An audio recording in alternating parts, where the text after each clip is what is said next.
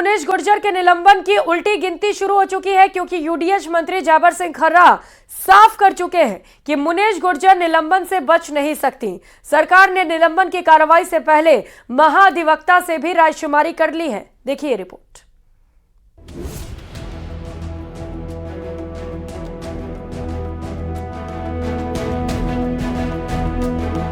मुनीश गुर्जर के निलंबन की उल्टी गिनती शुरू हो चुकी है, क्योंकि यूडीएच मंत्री जाबर सिंह खर्रा साफ कर चुके हैं कि मुनीश गुर्जर निलंबन से बच नहीं सकती हैं। सरकार ने निलंबन की कार्रवाई से पहले महाधिवक्ता से भी रायशुमारी कर चुकी है। आज देर शाम तक या कल सुबह निलंबन के आदेश जारी होंगे। एसीबी ने भले कोर्ट में अब तक चालान पेश न किए हों, लेकिन यूडीएच मंत्री जाबर सिंह खर्रा साफ संकेत दे चुके हैं कि महज 24 घंटे के भीतर मुनीश गुर्जर को निलंबित कर नगर निगम हेरिटेज में नया कार्यवाहक महापौर नियुक्त कर दिया जाएगा। मुनीश गुर्जर के खिलाफ एसीबी को अभियोजन स्वीकृत देने के साथ ही पार्षदों में हलचल तेज हो गई।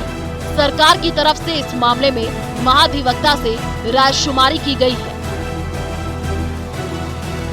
कल हमारे महाधिवक्ता जी से चर्चा हुई है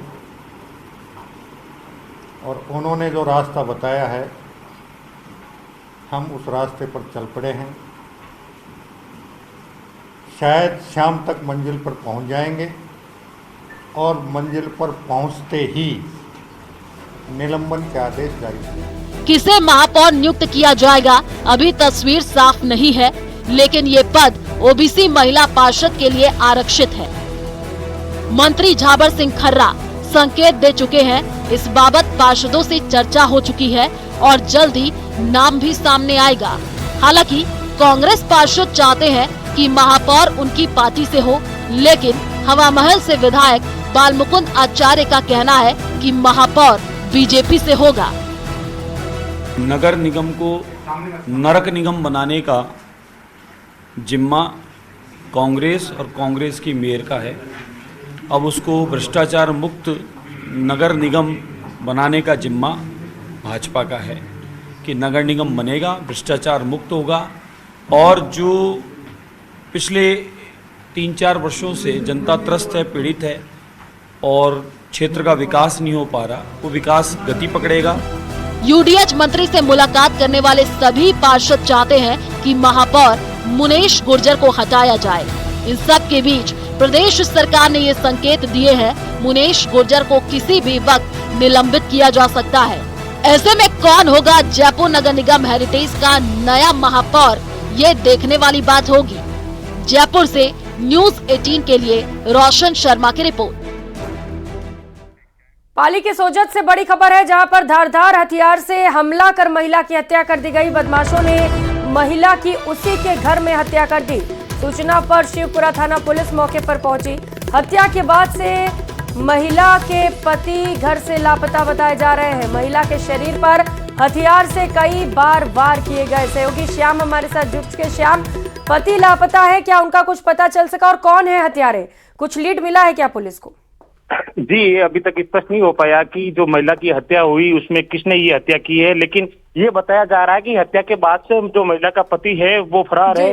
ये पाली जिले के चिखुरा थाना क्षेत्र के चोपड़ा गांव का मामला है, जहां पर एक 32 वर्षीय महिला की धारदार हत्या कर दी गई थी और अभी तक ये बताया जा रहा है कि अज्ञात लोगों द्वारा महिला के घर पर वारदात को अंजाम दिया गया। लेकिन सबसे बड़ी बात है कि हत्या के बाद से उसके पति का अभी तक कोई सुराग नहीं है, तो ये लेकर भी संदेह जताया जा रहा है कि कहीं न कहीं इस वारदात में पति का हाथ भी हो सकता है, लेकिन अभी तक इस बारे में कुछ भी स्पष्ट नहीं किया जा सकता है, क्योंकि पुलिस पूरे मामले हो सकता है पति का हाथ हो या फिर पति के साथ भी कोई हादसा हुआ हो। आप अपडेट लेते रहिएगा। बहुत धन्यवाद आपका। प्रदेश में बड़ा निवेश लाने की जोर शोर से तैयारी चल रही है और इसे लेकर राजधानी जयपुर में 9 दिसंबर से ग्लोबल इन्वेस्टमेंट समिट की जाएगी। इसे लेकर राइजिंग राजस्थान की तैयारी पर आज कैबिनेट और उद्योग मंत्री राज्यवर्धन सिंह राठौर ने प्रेस कॉन्फ्रेंस की और समिट की जानकारी दी। समिट को लेकर न्यूज़ 18 से खास बातचीत में उन्होंने क्या कुछ कहा, आपको सुनाते हैं। राइजिंग राजस्थान समिट राजस्थान में दिसंबर माह में होने जा रहा है। मेरे साथ मंत्री कर्नल राज्यवर्धन सिंह राठौड़ मौजूद है। सर, क्या रोड मैप रहने वाला है इस इवेंट का? कैसे तैयारियां राज्य सरकार कर रही है? और हाल फिलहाल प्रचार प्रसार पे काफी जोर दिया जा रहा है। Thank you. मैं उस कब होने वाला है उससे पहले मैं आपको बतलाता हूं कि पूरे देश के अंदर एक ऐसा माहौल प्रधानमंत्री मोदी जी ने बनाया जिसकी वजह से दुनिया आज भारत पर भरोसा कर रही है। स्टेबल सरकार है, इन्वेस्टमेंट आ रहे हैं, साथ साथ उन्होंने इंफ्रास्ट्रक्चर के ऊपर खर्चा करा है, तो आत्मनिर्भर भारत भी बन रहा है और तीसरी सबसे शक्तिशाली अर्थव्यवस्था बनने का भी एक संकल्प रखा है। जो फ्री ट्रेड एग्रीमेंट हो रहे हैं आज भारत के दूसरे देशों के साथ, उसमें भारत को बहुत लाभ हो रहा है। उसका फायदा उठाने के लिए और तीसरी सबसे शक्तिशाली अर्थव्यवस्था बनने के लिए राज्यों को अपना रोल प्ले करना पड़ेगा। और राजस्थान जैसा प्रदेश जहां पर जमीन की कोई कमी नहीं है, सौर ऊर्जा की कोई कमी नहीं है, युवा ऊर्जा की कोई कमी नहीं है, वहां पर पिछली सरकार में पॉलिटिकल इच्छा की कमी रही। उस पॉलिटिकल इच्छा से हम अब मजबूत पॉलिटिकल इच्छा से हम काम करना चाहते हैं। इसीलिए हमने अपने चौथे वर्ष में, कार्यकाल के चौथे वर्ष में हमने इन्वेस्टमेंट समिट नहीं करी, हम पहले वर्ष के अंदर इन्वेस्टमेंट समिट कर रहे हैं और इस संकल्प से कर रहे हैं कि हम 100% उसको धरातल पे उतारने की कोशिश करेंगे। उससे एक एम्प्लॉयमेंट जनरेशन होगा, एक आर्थिक माहौल पूरे प्रदेश के अंदर बदलेगा। जो लाल फीताशाही होती थी उसको हम खत्म कर रहे हैं। पिछली सरकार जमीनों को नीलाम करती थी, उससे इन्वेस्टमेंट होता नहीं था, रियल एस्टेट की वैल्यू बढ़ जाती थी। हम अगर राजस्थान का फायदा है, युवाओं का फायदा है, तो हम उसके लिए लैंड एग्रीगेशन पॉलिसी लेकर आए हैं। हम 1 डिस्ट्रिक्ट 1 प्रोडक्ट को भी मार्केट करने की पॉलिसी लेकर आए हैं। हम एक्सपोर्ट प्रमोशन की पॉलिसी लेकर आए हैं। हम रिन्यूएबल एनर्जी, जिसके अंदर राजस्थान अग्रणी है दुनिया के अंदर शायद, तो उसकी भी हम पॉलिसी लेकर आए। तो हम बहुत सोच समझकर इन्वेस्टमेंट लेकर आ रहे हैं, जिससे राजस्थान में एक बहुत पॉजिटिव माहौल है। मंत्री कर्नल राज्यवर्धन सिंह राठौड़ मौजूद थे। उन्होंने कहा कि समिट के लिए सारी तैयारियां पूरी हो चुकी है और राज्य सरकार अपनी डबल इंजन की सरकार जोरों शोरों से इस इवेंट में लगी हुई है। कैमरामैन महिमा जैन।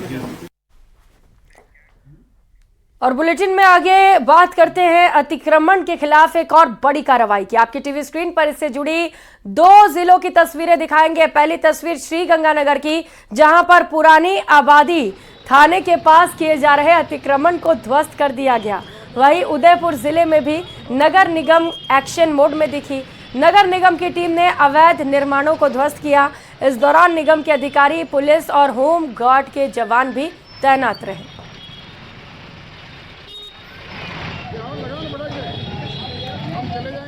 तो वहीं आरक्षण में वर्गीकरण को लागू करने की मांग को लेकर विरोध प्रदर्शन तेज होने लगे हैं। चित्तौड़गढ़ में SC/ST समाज संघर्ष समिति ने दुर्ग मार्ग स्थित बाबा साहब भीमराव अंबेडकर की प्रतिमा से कलेक्ट्रेट कार्यालय तक रैली निकालकर मुख्यमंत्री के नाम ज्ञापन सौंपा। समाज संघर्ष समिति से जुड़े लोगों ने सुप्रीम कोर्ट के निर्णय का स्वागत करते हुए कहा कि वर्गीकरण के निर्णय से आरक्षण से वंचित SC/ST वर्ग में नई आस जगी है। आजादी के बाद से ही वंचित वर्ग की स्थिति बदहाल है।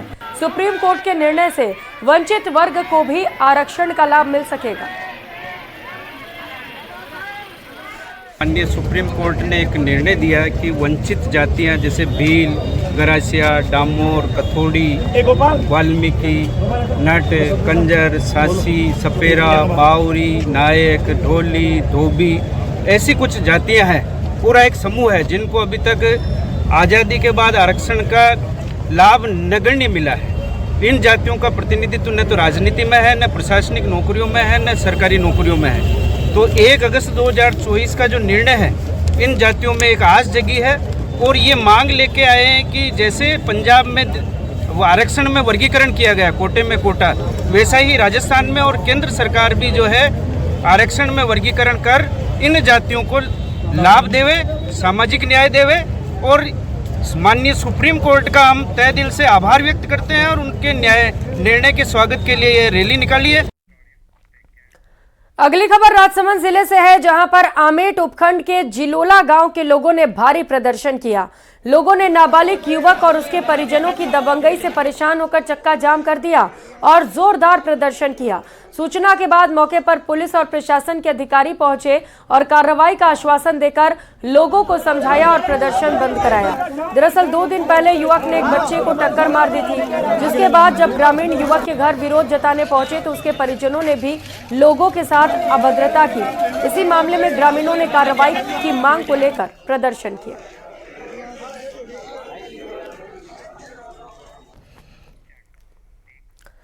उधर राजस्थान में भारी बारिश के साइड इफेक्ट्स दिखने शुरू हो गए हैं। राजधानी जयपुर से लेकर अजमेर तक जिले जलमग्न हैं। वहीं कई जिलों में जल जमाव से लोगों के हाल बेहाल हैं।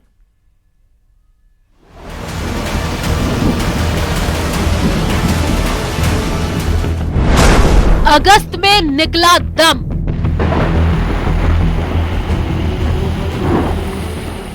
सितंबर झा रहा सितम। आसमानी आफत, बारिश बेहिसाब, बरसात का मंजर, शहर शहर सैलाब। राजस्थान में बारिश अब तबाही मचा रही है। लगातार हो रही बारिश की वजह से कुछ जगहों पर बाढ़ के हालात हो गए हैं। बंगाल की खाड़ी में बने डिप्रेशन के प्रभाव से पूर्वी राजस्थान के समेत प्रदेश के कई जिलों में आसमानी आफत जारी है। नदी नाले सब उफान पर है, वही बांध से लेकर तालाब तक सब लबालब है। राजस्थान में बारिश का 49 साल बाद रिकॉर्ड टूट चुका है और औसतन हर जिले में ज्यादा बारिश हुई है। अपनी टीवी स्क्रीन पर आप ये जो तस्वीरें देख रहे हैं वो गोवा या महाराष्ट्र का नहीं है। ये समंदर जैसा नजारा सरहदी जिले जैसलमेर का है। हाल ही में हुई बारिश से रेगिस्तान में सैलाब आ गया है। बीएसएफ के डीआईजी ने अपने कैमरे में रेत के समंदर में बरसाती पानी के समंदर का नजारा कैद किया। जैसलमेर से तनोट जाने वाली सड़क पर ये नजारा देखने को मिल रहा है। वहीं पर्यटक भी अपने कैमरों में ये तस्वीर कैद कर रहे हैं। धौलपुर जिले में भादो महीने में भी जमकर के मेघ बरस रहे हैं। मंगलवार देर रात रुक रुक करके हो रही मूसलाधार बारिश से धौलपुर शहर के सभी रास्तों पर घुटनों तक पानी भर गया है। साथ ही निचली बस्तियों में भी पानी भर गया है।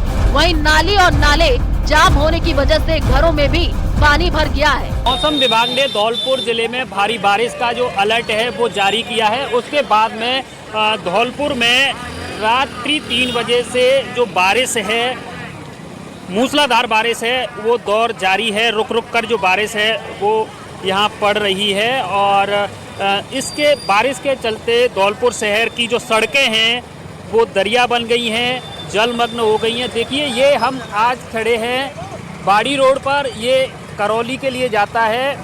यहाँ पर पानी इतना है कि इसमें जो वाहन हैं वो जा रहे हैं। और जयपुर से इस बीच बड़ी खबर मिल रही है। रामगंज इलाके में जर्जर मकान के गिरने की सूचना मिल रही है। कुछ लोगों के दबे होने की भी सूचना है।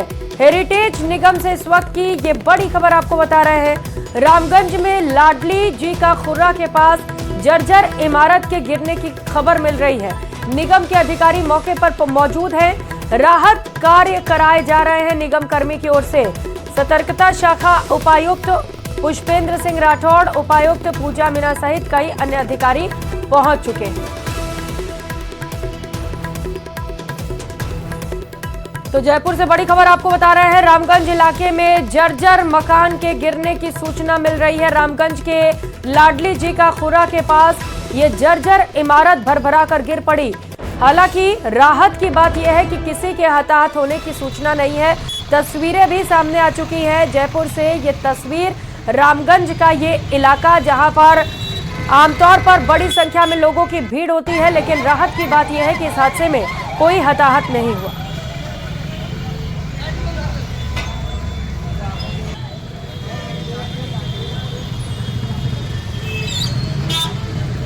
तो तस्वीरें दिखा रहे हैं हादसे के बाद की। सबसे पहले न्यूज़ 18 राजस्थान पर, जहां पर जर्जर मकान गिर गया, लेकिन बड़ी राहत की बात यह है कि लोग पूरी तरह से सुरक्षित हैं।